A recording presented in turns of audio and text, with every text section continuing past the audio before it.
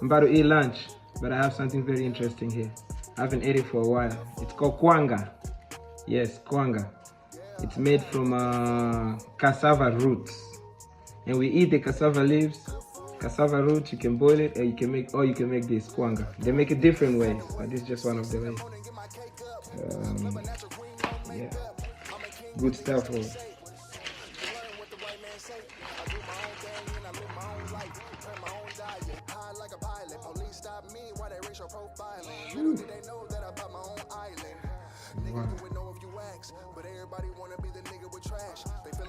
I don't know how to describe the taste.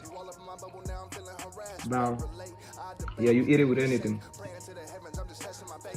A little sour, but not too much. Not like fufu. No, different from fufu.